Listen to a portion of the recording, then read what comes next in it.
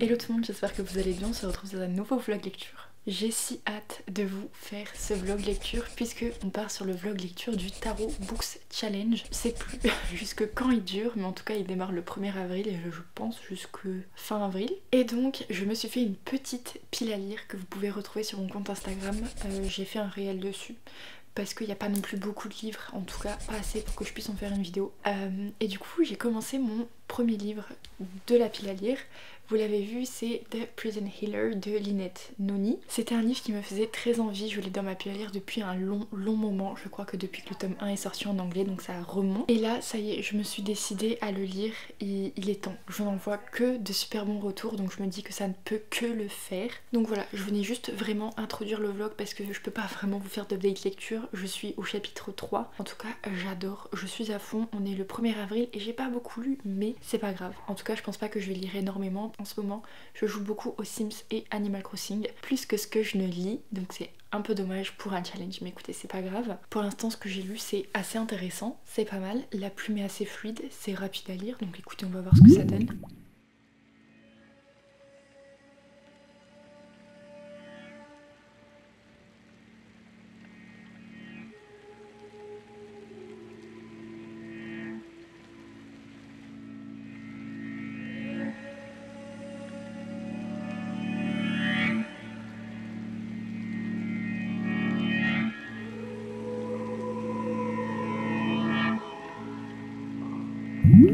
Clairement, ma lecture est laborieuse, mais vraiment je m'attendais pas du tout à ça. Donc je suis arrivée à la moitié de The Prison Healer, que je dois écouter en audio quand je fais d'autres choses parce que sinon je ne vais pas de moi-même replonger dans le livre. C'est pour ça que d'ailleurs j'ai pris plus d'une semaine à la lecture. Non, ça fait une semaine, j'en suis qu'à la moitié.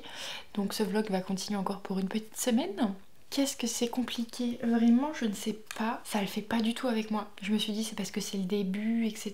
Mais en fait, j'accroche pas. Les personnages ne me font pas vibrer. Il y a quand même une intrigue et tout. Enfin, genre, c'est assez prenant quand même. Mais c'est du vu et du revu. Je trouve pas que cette lecture casse trois pattes et un canard. Pourtant, genre, je vois tout le monde à fond dessus. Donc je me dis, est-ce que par la suite, la fin du tome 1 serait plus prenante? Je ne sais pas. Mais là, pour l'instant, ça le fait pas du tout quoi. J'ai vraiment pas envie de replonger dans la lecture. Après c'est pas non plus horrible, enfin ça se lit quand même, c'est sympa quoi, c'est divertissant on va dire. Mais je suis pas engagée du tout dans ma lecture. Genre je suis pas avec les personnages, je suis pas à fond, ça me fait pas du tout vibrer. Donc voilà, je suis un peu déçue quand même parce que je m'attendais à beaucoup apprécier ce livre. C'est d'ailleurs pour ça que je l'ai commencé en premier, parce que je voulais vraiment donner un coup de dans le challenge, et ben pas du tout. C'est long.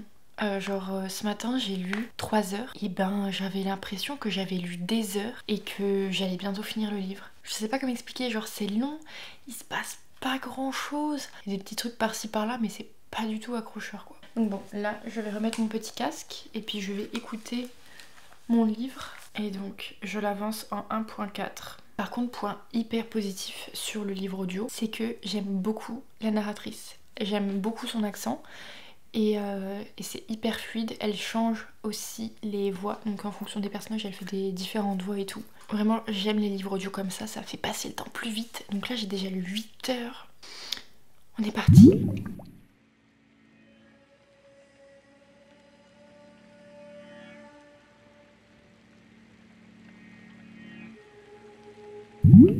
Il est temps de faire un mini update. J'ai pas encore terminé ma lecture en cours qui est The Prison Healer. Ça fait un petit moment maintenant que je suis en train de le lire. J'en ai un peu marre, mais ça fait tellement longtemps que maintenant je commence à rentrer dans le truc, vous voyez. Genre, ça fait tellement longtemps que tous les jours là je lis un petit peu que bah maintenant je me dis ok, ça commence à être pas mal. Mais quand je dis ça commence, c'est pas non plus folichon, ça casse pas trois pattes et un canard. Mais voilà, il commence à avoir des petits trucs, c'est quand même assez long. Là on commence vraiment à aller dans un... Je suis chapitre 30 et on commence à... Voilà, il commence à se passer des choses pas très sympas. Voilà, j'ai hâte de continuer de lire ça. Surtout de le terminer parce que je suis au chapitre 30 et il y en a 33. Mais là, j'ai un chapitre à 36 pages et l'autre à 56 ou 59. donc c'est beaucoup sur la liseuse. J'ai complètement arrêté de le lire sur liseuse, hein. Je le trouve beaucoup plus intéressant sur la Vivio en audio. Genre je trouve c'est apaisant. Genre je me sens plus à fond avec eux. En fait le truc qu'il y a avec The Prison Healer, c'est que, je veux dire, c'est pas fou niveau intrigue, niveau personnage, c'est sympa mais sans plus. Genre je me sens pas du tout attachée à eux. Il y a aucune connexion entre moi et les personnages, vous voyez. Je m'en fous un petit peu de ce qui peut leur arriver. Bon, pas totalement parce que comme je vous ai dit, on est dans un truc un peu... c'est caca, donc ça m'intéresse un petit peu quand même ce qui leur arrive, mais pas non plus au point où je me dis... Un des gros points positifs selon moi sur ce livre, c'est le found family qu'il y a dedans.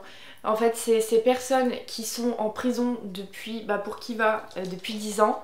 Ces personnes qui arrivent en cours dans la prison, elle se dit qu'elle ne peut pas s'attacher aux personnes qui arrivent dans la prison parce que Kiva c'est la prison healer, donc c'est elle qui les reçoit dès leur arrivée, c'est elle qui les soigne, etc. Donc elle est souvent en contact avec les prisonniers, mais elle ne veut s'attacher à aucun parce que dans cette prison, tout le monde meurt. Et en fait, elle s'est quand même liée d'amitié avec certains personnages. Et en fait, ces personnages-là, je m'y suis légèrement attachée. Et je trouve que vraiment le found family dedans, genre, plus personne n'a de famille, ils sont tous en prison, voilà quoi, c'est le bout du rouleau. Et ils sont là, ils se soutiennent et tout, c'est un des gros points positifs pour moi de ce livre, genre vraiment c'est hyper mignon sur ça. Et j'espère quand même que je vais réussir à terminer ce livre cette semaine, je pense, là il me reste plus grand chose.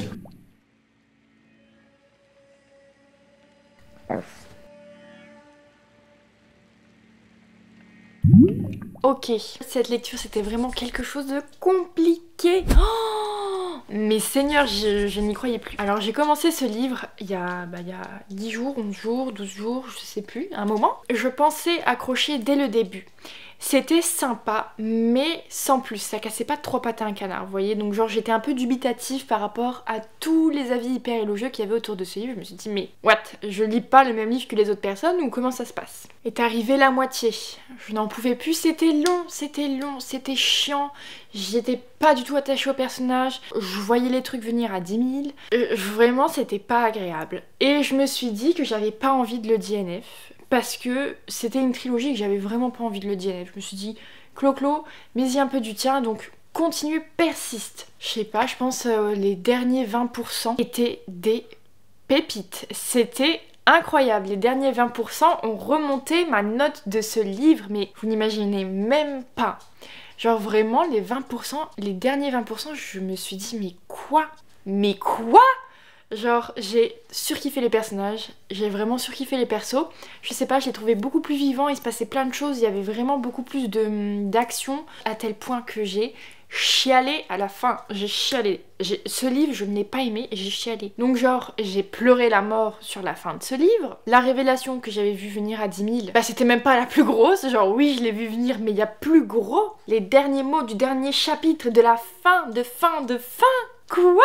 C'est pas possible. Vraiment, je me suis dit, mais what?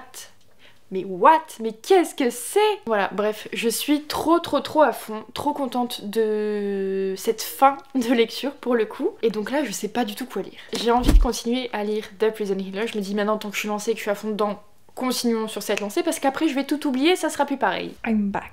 Je viens vous faire un résumé correct de The Prison Healer. Je sais même pas si j'ai fait un résumé, je pense que j'ai dû faire un résumé bancal plus parce que je ne comprenais pas l'intérêt de ce livre. Donc, laissez-moi vous dire que nous suivons Kiva, qui est The Prison Healer. Elle a été arrêtée quand elle avait genre 7 ans, je crois. Et donc ça fait 10 ans qu'elle est dans cette prison. Un jour, je vous ai dit, je crois qu'il y a un prisonnier qui arrive, Sharon. C'est assez mystérieux. Elle est un petit peu intriguée par ce personnage. Et tout le monde est intrigué par lui parce qu'il arrive dans une prison. Le gars, il fait quoi? Des blagounettes. Des blagounettes. Le gars, il arrive dans une prison où il va rester ad vitam aeternam. En gros, on est dans un royaume où du coup il y a la couronne, etc. Et il y a les rebelles qui se rebellent de plus en plus. La reine des rebelles va arriver à la prison.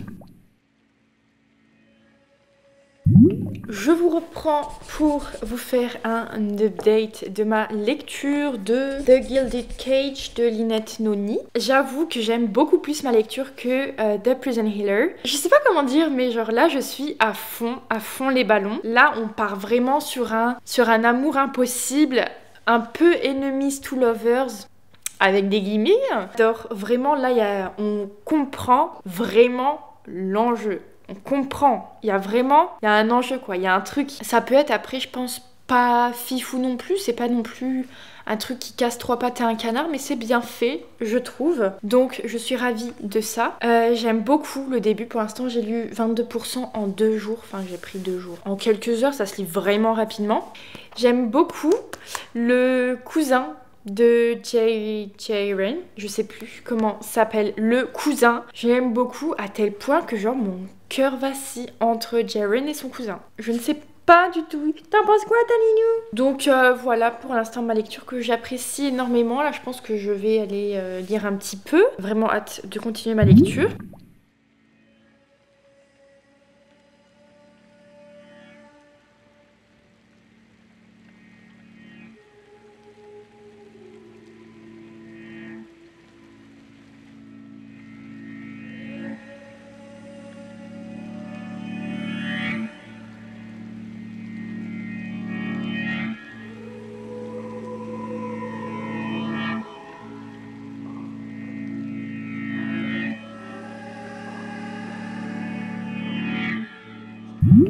Bon, je reviens hyper méga rapidement parce que je suis à fond dans ma lecture de The Gilded Cage.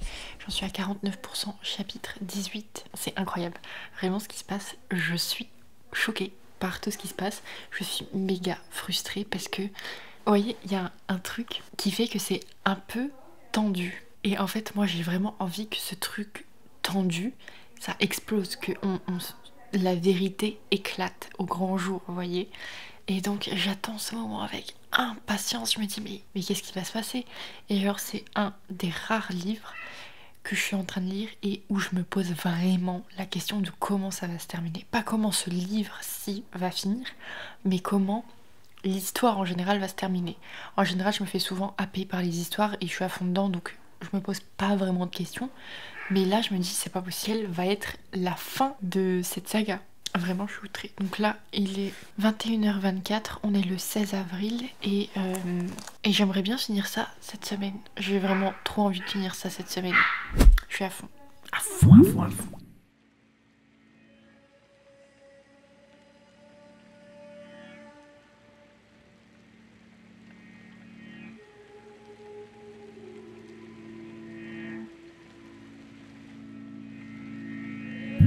Il est temps de clôturer ce vlog qui aura été assez long je trouve. Alors, laissez-moi vous faire un update sur The Gilded Cage. J'ai lu ce livre en une semaine, un peu moins d'une semaine je crois bien, et waouh, c'est tout ce que je peux vous dire. Genre vraiment ce livre est hyper surprenant.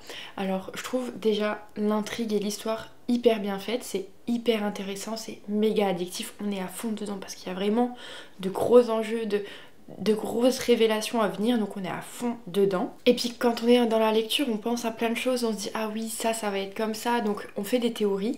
Je pensais à certains trucs, je me disais ça va être comme ça et tout, ça va finir comme ça, ce personnage là, machin. À chaque fois qu'on vous fait des théories comme ça avec les livres de cette autrice, c'est quoi? C'est Lynette Noni. À chaque fois vous vous dites ok, je sais ça va se passer, c'est sûr. Et effectivement ça se passe, seulement j'ai l'impression qu'elle prédit qu'on va savoir que ça va se passer et donc elle sort un truc en mode est-ce que ça tu l'avais vu venir? Et non, ça je l'avais pas vu venir, moi je m'imaginais juste ça.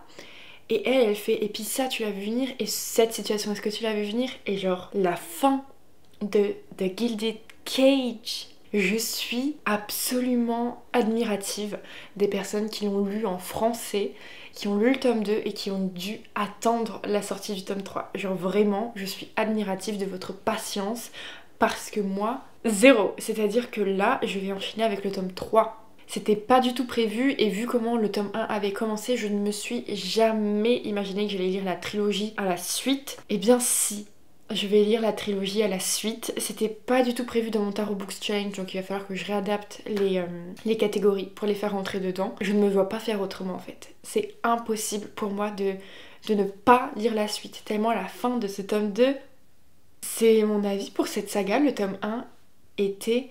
Alors je me dis que maintenant, je pense que la saga je vais trop la kiffer et j'aimerais trop refaire une relecture du tome 1 parce que je me dis pourquoi est-ce que je l'ai pas apprécié, genre je sais pas, il y a eu un truc avec la première partie du tome 1 où c'était pas fou et la suite est arrivée et c'était waouh. Je comprends que ça puisse être un peu long sur certains passages, un peu frustrant, mais personnellement je n'ai pas spécialement trouvé de longueur.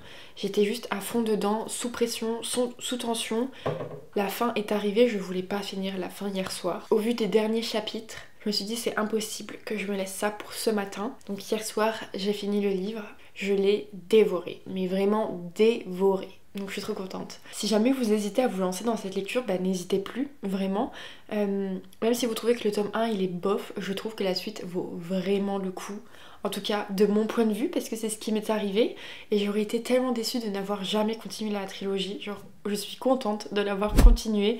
Vous l'avez sûrement déjà vu, mais voilà, il n'y a jamais assez de dragons dans nos vies. Donc du coup j'espère que ce vlog vous aura plu. Moi je vous fais de gros bisous et je vous dis à très bientôt dans une prochaine vidéo. Bye.